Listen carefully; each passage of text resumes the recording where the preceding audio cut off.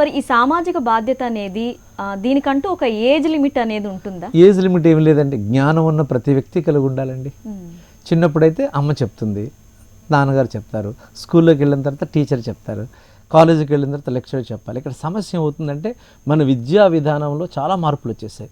పిల్లవాడిని కొట్టకూడదు, తిట్టకూడదు, ర్యాంకులు రావాలి, మార్కులు రావాలి, మావాడు పెద్ద ఐఐటీని ఇవ్వాలి. ఇలాంటి నేపథ్యంలో పిల్లవాడికి మార్కులే తప్ప మానసికమైన మార్పులు జరగట్లా. అంటే వాడు బాధ్యతారహితంగా తయారవుతున్నాడండి. అందుకని స్కూల్లో కానీ కాలేజీలో కానీ ఎలాగైతే గవర్నమెంట్ వాళ్ళు మనకి నిర్బంధ విద్య అనేది ఒకటి ప్రవేశపెట్టారో అదేవిధంగా ప్రతి వ్యక్తి కూడా బాధ్యతగా ఉండాలని, బాధ్యతగా ఉండడానికి తీసుకోవాల్సిన జాగ్రత్తలు ఏ దశలో అవకాశం ఉంటే ఆ దశలో చెప్పడానికి నిరంతరం ప్రయత్నం చేయాల్సిందే. ఎందుకంటే మనం చెప్పకపోతే ఎవరు చెప్తారండి? సో అందుకని తప్పనిసరిగా మనం ఇవన్నీ ఫాలో అవ్వాల్సినటువంటి అవసరం, ఆవశ్యకత ఉందండి. సార్, మరి సామాజిక బాధ్యత వల్ల కలిగే ప్రయోజనాలు ఏ విధంగా ఉంటాయి? మనం ప్రారంభంలో చెప్పుకున్నట్టు ఏ సమాజంలో అయితే వ్యక్తి బాధ్యత కలిగి ఉంటాడో, ఏ సమాజంలో అయితే వ్యక్తి హక్కుల కోసం కాకుండా బాధ్యతలను 100% నిర్వర్తిస్తాడో ఆ సమాజం అద్భుతంగా అభివృద్ధి చెందుతుంది. అది ఆదర్శప్రాయమైన సమాజం అవుతుంది. చూడండి, కొన్ని మా ఈస్ట్ గోదావరి జిల్లాలో ఒక గ్రామంలో ఆ గ్రామంలో ఉన్న వాళ్ళందరూ ఒక బాధ్యత తీసుకున్నారు. ఏమన్నారంటే మా ఊళ్ళో ఆల్కహాల్ అమ్మడానికి వీల్లేదు. అంటే కళ్ళు దుకాణాలు కానీ, సారాయి దుకాణాలు కానీ, బ్రాందీ దుకాణాలు కూడా ఉండాలంటే మనం అచ్చతెలుగులో చెప్పుకోవాలంటే ఆ ఊరు నిషేధించబడింది. ఎంత గొప్ప విషయం అండి. మరి దాన్ని ఎందుకు న్యూస్గా ఎక్కువగా చూపించడం నాకు అర్థం కాదు. అప్పుడప్పుడు దాన్ని అవకాశం ఉన్నప్పుడల్లా చెప్పాలి కదా. అసలు దాన్ని ఎలా ఫాలో అవుతున్నారు? ఆ ఊళ్ళో ఎక్కడ కూడా షాపులు ఇవ్వండి, ఆ ఊరు మొత్తం కూడా పూర్తి స్థాయిలో, అంటే వాళ్ళ తాగే అలవాటు ఉందా లేదా విషయం పక్కన పెడదాం, ఆ ఊర్లో అమ్మే అవకాశమే లేదు. ఎంత బాధ్యతారహితంగా ఉంటారు. ఇప్పుడు సిటీలో చూస్తున్నామండి, అక్కడ కాలేజీ ఉంటుంది, స్కూల్ ఉంటుంది, పక్కన బార్ ఉంటుంది. అంటే అసలు తేడా లేకుండా అంటే కనీసం షాపులు పెట్టేవాడు, అంటే కొనుక్కునేవాడు, అమ్మేవాడు, ప్రభుత్వం అందరూ బాధ్యతారహితంగా ఉన్నట్టు లెక్క. వాటికి ఒక ప్లేస్. మన దీపావళి పండుగ వచ్చినప్పుడు ఈ ఏదైతే మందు సామాన్ ఏదైతే ఉందో, ఈ ఫైర్కి సంబంధించి అన్నీ కూడా మనం కొనుక్కుంటాం కదా, సిటీకి దూరంగా పెట్టి అమ్ముతారు కదా. ఏది 2 రోజులు 3 రోజులు చేసే పండక్కే నువ్వు అవి ఊళ్ళో జరిగితే ప్రమాదం అని చెప్పేసి దూరంగా పెట్టి ఉన్నప్పుడు నిరంతరం సమాజాన్ని భ్రష్టు పట్టించేది, మద్యపానం వల్ల జరిగే అనర్థాలు అన్నీ విన్ని కావాలని సంగతి మనందరికీ తెలిసిందే. కొన్ని వందల సంవత్సరాల నుంచి జనం మాట్లాడుతూనే ఉన్నారు. మరి అలాంటి నేపథ్యంలో మనం ఏం చేయొచ్చు అంటే కనీసం ఇవి అక్కడ ఉండకూడదు. నేనేమి వ్యాపారం చేయొద్దంటలేదండి, ఎందుకంటే మనం చాలా ఈజీ, పొగ త్రాగరాదు, ఆల్కహాల్ సేవించరాదు చెప్పడం వరకు బాగుంటుంది, ఆచరించడం చాలా కష్టం. ఎప్పుడు ఇంటర్వెల్ అవుతుందా, ఎప్పుడు వెళ్ళి స్మోక్ చేద్దాం అనుకుంటాడు, ఎప్పుడు ఆదివారం వస్తుందా పార్టీ చేసుకోవాలంటాడు ఇంకొకడు. సో దీన్ని మనం మార్చలేమండి, ఎట్టి పరిస్థితుల్లో మార్చలేం. కానీ అందుబాటులో లేకుండా చేస్తే, కొద్దిగా దూరంగా పెడితే ఆటోమేటిక్ కొద్దిగా డిస్టెన్స్ వచ్చిందనుకోండి, వెళ్ళడం మానేస్తాడు కదా. మనకి అంటే ప్రకృతికి సంబంధించినవి సహజమైనవి మనకు కొన్ని ప్రొడక్ట్స్ ఉంటాయి, అవి నీకు అంత ఈజీగా దొరకవండి, వాటిని మనం సెర్చ్లోకి వెళ్ళాలి. కానీ ఏదైతే మనకు చెడిపోవడానికి, సమాజం భ్రష్టు పట్టుకోవడానికి కావాల్సినటువంటి వస్తువులు కానీ పానీయాలు కానీ ఉన్నాయో అవి చాలా అందుబాటులో. దీని మీద ఆ సమాజంలో ఉన్నటువంటి ఆ ప్రాంతంలో ఉన్న NGOs, నాన్ గవర్నమెంట్ ఆర్గనైజేషన్స్, అలాగే ఇంటర్నేషనల్ ఆర్గనైజేషన్స్ చాలా ఉన్నాయి మనకి. Lions club, Rotary club, Vasavi club, JCI club organisations అన్నీ ఉన్నాయి. వీళ్ళందరూ కూడా బాధ్యత తీసుకోవాలి, ప్రభుత్వాన్ని మీద ఒత్తిడి తేవాలి. నో డౌట్, ఏ ప్రభుత్వం అయినా పర్లేదండి, ఏ ప్రభుత్వం ప్రజలకు చుట్టం కాదు.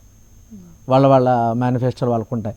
ఎవరు అధికారంలో ఉన్నా ఎవరు లేకపోయినా మనకు ఇబ్బంది లేదు. ఏదో మహాకవి శ్రీశ్రీ చెప్పినట్టు, తెల్లదొరలు పోయారు, నల్లదొరలు వచ్చారు, కల్లా కపటం ఎరుగని జనం మోసపోయారు, ఇది తినడానికి తిండి లేని స్వరాజ్యం, మనది అనడానికి స్వేచ్ఛ లేని స్వతంత్రం అంటాడు ఆయన. అంటే ఎవరు వస్తే ఎవడు పోతే మనకేంటండి. కానీ సమాజం భ్రష్టు పట్టించేస్తున్నారే వీళ్ళ వ్యాపారం కోసం, వీళ్ళ వ్యవహారాల కోసం యువకుల్ని. ఇప్పుడు భారతదేశంలో అబోవ్ 50% యూత్ ఉన్నారండి. రాబోయే 10 ఏళ్లలో 75%కి వెళ్ళబోతున్నారట. అసలు నా భారతదేశం అసలు యువదేశం కాబోతుంది, అంత యువకులే ఉంటారండి.